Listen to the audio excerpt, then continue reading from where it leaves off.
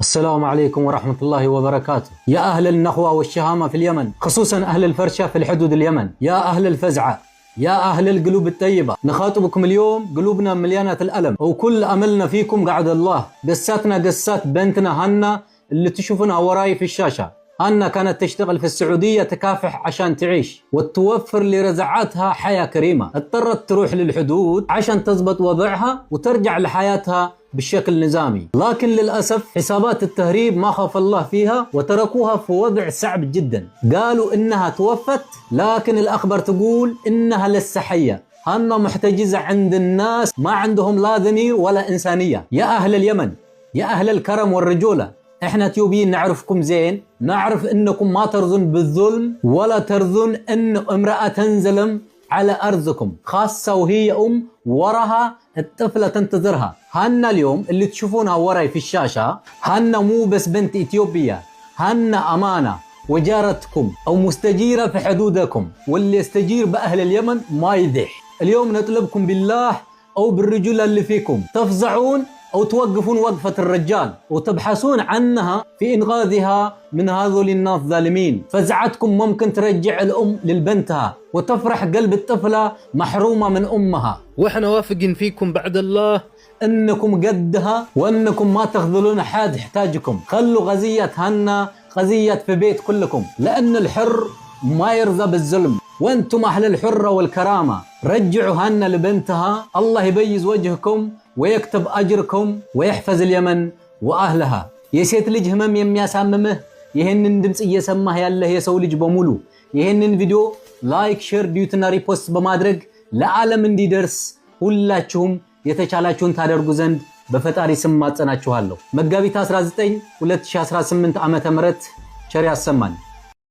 ሰላም ጤና ይስጥልኝ። በመላው የዓለም ዳርቻ ላይ ሆናችሁ ይሄንን ድምጽ እየሰማችሁ የምትገኙ የሰው ልጆች በሙሉ ዛሬ በእጃችሁ ላይ ያለው ስልክ መልእክት መቀበያ ብቻ ሳይሆን የታገተችው እህታችን ሀና ከሞት አፋፍ የምናስጥልበት የትግል መሳሪያ ነው። ይሄንን ቪዲዮ ሼር ማድረጋችሁ ተራ ተግባር አይደለም፣ ይልቁንም ለሀና ነፃነት በር መክፈቻ ነው። ባለፉት ወራት በመላው ኢትዮጵያውያን ዘንድ ታላቅ ድንጋጤንና ጥልቅ ሐዘን ፈጥሮ የነበረው የእህታችን ሀና መርዶ ዛሬ በሌላ አስደንጋጭ ግን ደግሞ ተስፋ በሚፈነጥቅ እውነት ተተክቷል። ሀና በሳውዲ አረቢያ የነበራትን ቆይታ በህጋዊ መንገድ ለመቀጠል የመኖሪያ ፍቃዴን አሰርቼ በነፃነት እኖራለሁ፣ ራሴንና ቤተሰቤን እለውጣለሁ፣ ልጄንም በኩራት አሳድጋለሁ በሚል ብርቱና ንጹህ ተስፋ በሳውዲ ድንበር አድርጋ ጉዞ መጀመሯ ይታወሳል። ይሁን እንጂ በሳውዲ ድንበር በረሃ ላይ ህይወቱ አልፋል ተብሎ የተሰራጨውን መርዶ የሁላችንም ቅስም የሰበረና ተስፋ ያስቆረጠ እጅግ በጣም አሳዛኝ ዜና ነበር። በሳውዲ አረቢያ ለመኖሪያ ፍቃድ መኖር ያለውን መሪር ስቃይ የፖሊስ መኪና የሳይረን ድምጽ በተሰማ ቁጥር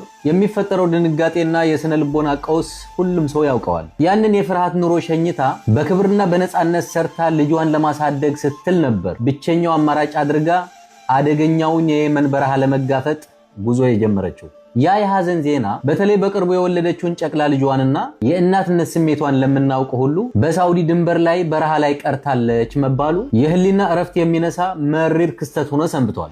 ዛሬ ያ የሐዘን ጨለማ ተገፎ ተስፋ ሰጪ መረጃዎችን መውጣት ጀምረዋል። ሀና አልሞተችም፣ ይልቁንም በድንበር ላይ በታጋቾች እጅ ትገኛለች የሚሉ መረጃዎች ለሁላችንም አዲስ የተስፋ ጭላንጭል ሰጥተውናል። ይህ መረጃ በአንድ በኩል በህይወት የመኖር እድሏን በማብሰሩ ደስታ ቢፈጥርም፣ በሌላ በኩል ግን በሰዎች ታግታ በስቃይና በሰቆቃ እጅ መሆኗን ስንረዳ ስብራታችን ዳግም ጥልቅ ሆኗል። ሀና ዛሬ ድምጽ ያገኘችውና እውነታውን ፍንጭ የሰጠው የማህበራዊ ሚዲያ ተጠቃሚ በመሆኗ ብቻ ነው። ይህ ደግሞ ሌላ ትልቅ ጥያቄ እንድናነሳ ያስገድደናል። ስንትና ስንት በሚዲያ የማይታወቁ ማንም ድምጽ ያልሆናቸው ብዙ ወገኖቻችን መሞታቸው ሳይረጋገጥ ሞቱ ተብለው ተረስተው፣ ነገር ግን ልክ እንደ ሀና በአጋቾች እጅ ታፍነው እየተሰቃዩ ይሆን የሚል ጥያቄ እንድናነሳ ግድ ሆኗል። በመጨረሻም ለመላው የኢትዮጵያ ህዝብና ለማህበራዊ ሚዲያ ተጠቃሚዎች በሙሉ ሀና አልሞተችም የሚሉ መረጃዎች መውጣታቸው የተስፋ ጅማሮ እንጂ የጉዞ ፍጻሜ አይደለም። ደስታችን ሙሉ የሚሆነው እህታችን ሀና በአካል ተገኝታ ነፃነቷ ተረጋግጦ ወደ ቤተሰቦቿ ስትመለስ ብቻና ብቻ ነው። እስከዛው ግን ለሀና ሁላችንም ድምጽ መሆናችንን ልናቆም አይገባም። በሳውዲ ድንበር አካባቢ በዜጎች ላይ የሚፈጸመው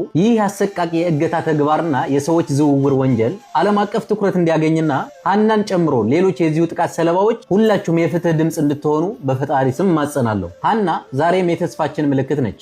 ያ በረሃ ውስጥ የፈሰሰው እንባዋ ታብሶ ልጇን በነፃነት እንድታቅፍና በሰላም ከመላው ቤተሰቦቿ ጋር እንድትቀላቀል ሁላችንም በአንድነት ልንቆምላት ይገባል። ሁላችንም ድምጽ ልንሆን ይገባል። መጋቢት 17 2018 ዓ.ም ቸር ያሰማን።